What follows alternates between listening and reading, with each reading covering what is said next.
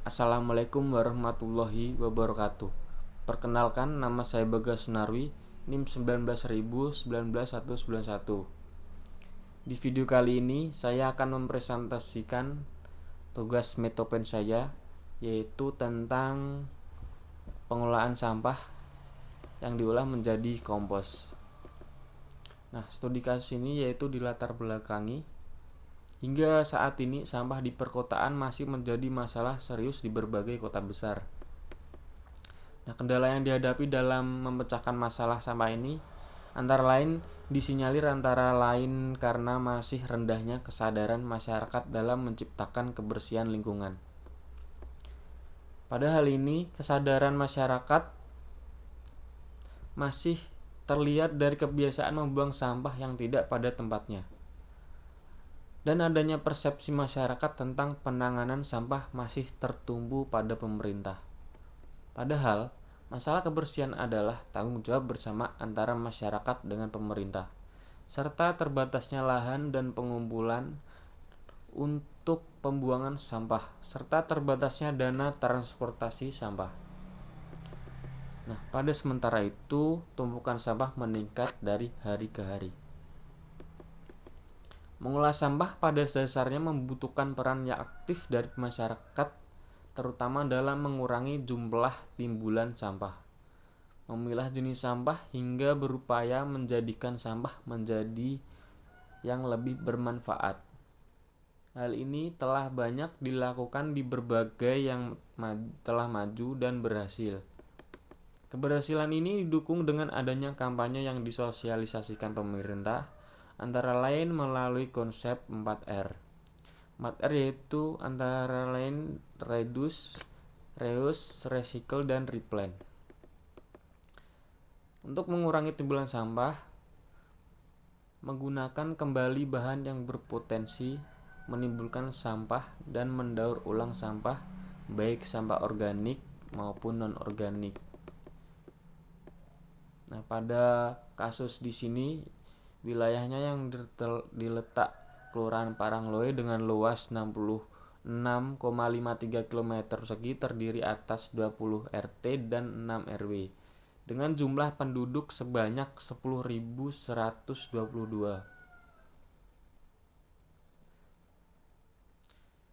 Saat ini masyarakat Parangloe telah memiliki kelompok wanita tani dan PKK yang telah memanfaatkan lahan tidur yang ada di dalam budidaya tanaman hias. Sehingga diharapkan kegiatan pemanfaat limbah organik berkontribusi dan bersinergi dengan kelompok tersebut, di mana produk pupuk organik tersebut dapat dimanfaatkan untuk kebutuhan tanaman sayuran dan pada akhirnya menghasilkan tanaman yang sehat dan bergizi. Maka dari itu, perlu melaksanakan pelatihan dan pendampingan terhadap ibu-ibu PKK di Kelurahan Parangloe dan kelompok wanita tani KWT Nusa Indah di Kecamatan Tamalan Ria, Kota Makassar, tentang bagaimana memanfaatkan limbah rumah tangga dan limbah organik sehingga dapat menjadi pupuk organik yang menghasilkan tanaman sayuran hingga buah yang sehat dan bergizi. Pada rumusan masalah, terdapat masalah-masalah yang terjadi di kasus pengolahan sampah ini. Yang pertama, yaitu kesadaran masyarakat dalam membuang sampah, khususnya warga Parangloe, Kecamatan Taman Laria yang terletak di kawasan industri Makassar. Yang kedua, kurangnya kepedulian masyarakat terhadap lingkungan yang sehat dan bersih. Dan yang ketiga, kurangnya pengetahuan dalam mengelola sampah atau limbah organik. Adanya masalah, terdapat adanya tujuan. Nah, tujuan di sini terdapat ada 3 juga, yaitu yang pertama untuk menyadarkan masyarakat dalam menjaga kebersihan lingkungan serta kesehatan lingkungannya. Dan yang kedua, untuk mendorong masyarakat agar menjadi manusia yang bersih, sehat, dan peduli akan kesehatan lingkungan, baik secara pribadi maupun bagi lingkungannya. Nah, untuk yang ketiga, untuk melatih masyarakat kota dalam bidang lingkungan hidup. Ada pula manfaat tersendiri, yaitu terciptanya kelompok perempuan mandiri yang bisa memanfaatkan limbah organik menjadi pupuk organik. Yang kedua, terciptanya masyarakat yang bersih, sehat dan peduli dan kesehatan lingkungan baik secara pribadi maupun bagi lingkungannya. Dan yang ketiga, terbentuknya kelompok masyarakat yang produktif, mampu mengelola limbah organik secara mandiri dengan baik dan efisien, sehingga menjadi bermanfaat dan bernilai ekonomi.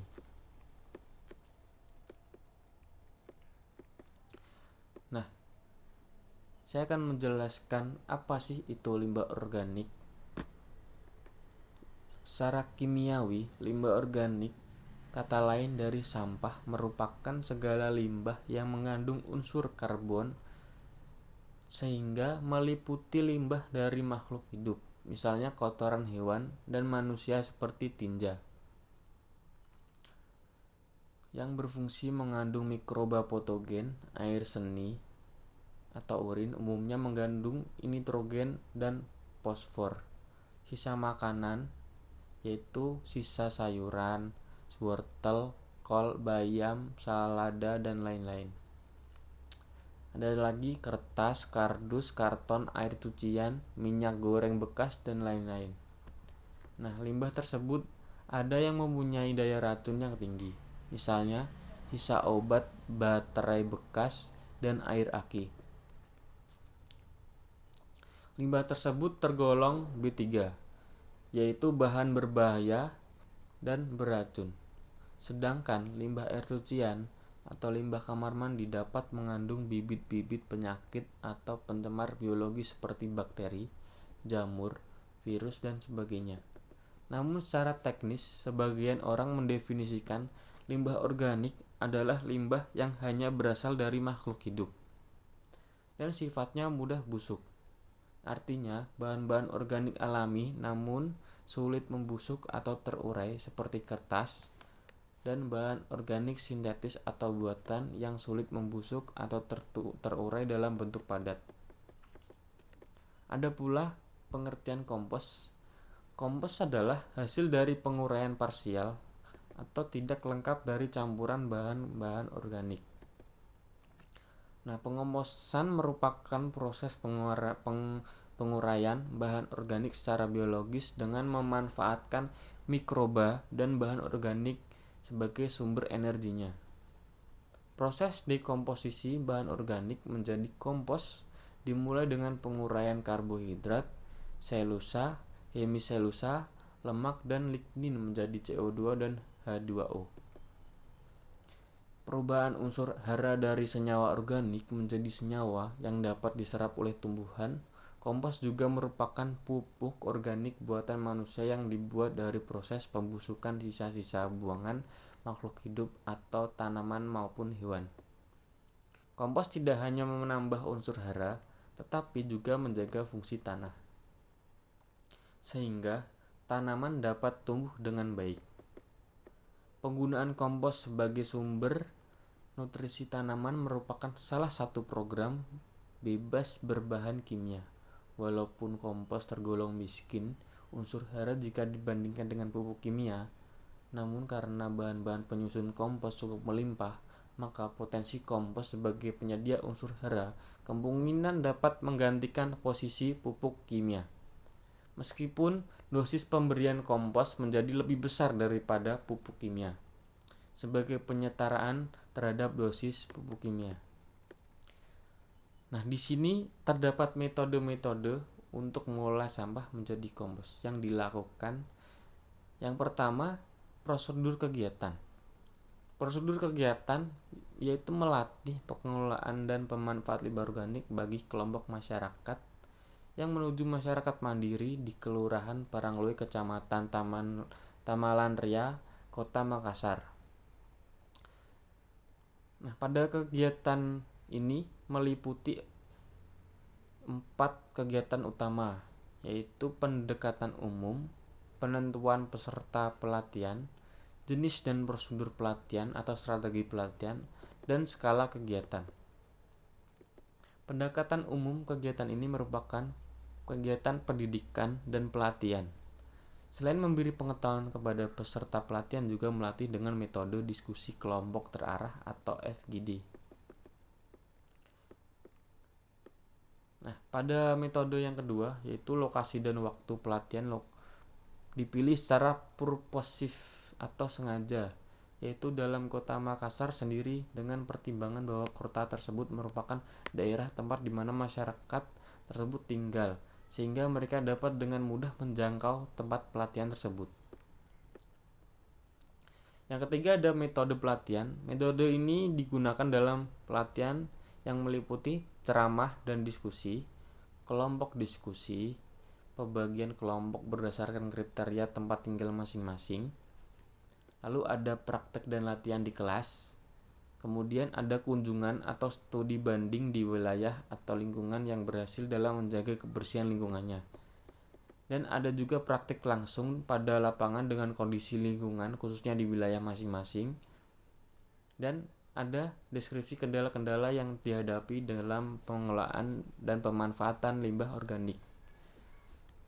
Nah, pada pelaksanaan pelatihan dibagi ke dalam 5 tahapan, yaitu yang pertama, persiapan atau sosialisasi ke kelompok swadaya masyarakat.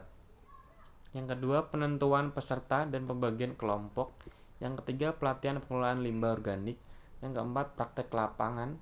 Yang kelima, penulisan laporan dan perbaikan laporan akhir. Dan ada pula pengadaan dan distribusi laporan. Nah, pada kesimpulan studi kasus ini, berdasarkan hasil capaian kegiatan yang telah dilakukan di Kelurahan Parangloe, maka terdapat disimpulkan yang pertama, yaitu dengan iptek pengolahan limbah atau sampah organik rumah tangga yang ditawarkan diterima dengan baik oleh masyarakat Parangloe. Yang kedua, masyarakat kini dapat mengolah sampah organik rumah tangga dan sekitarnya dengan alat dekomposter aerob yang diperoleh dari program IBM ini, dan hasilnya digunakan untuk pemupukan tanaman sayuran mitra.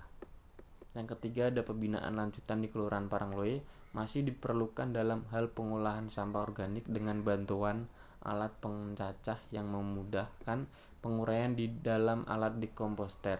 Selain itu, pembinaan pemanfaat lahan pekarangan yang cukup luas, potensial untuk pengembangan sebagai luas tanaman hias, sayuran, dan buah.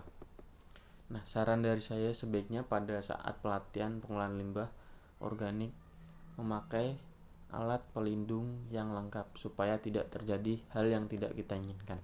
Sekian dari presentasi saya, kurang lebihnya mohon maaf. Wassalamualaikum warahmatullahi wabarakatuh.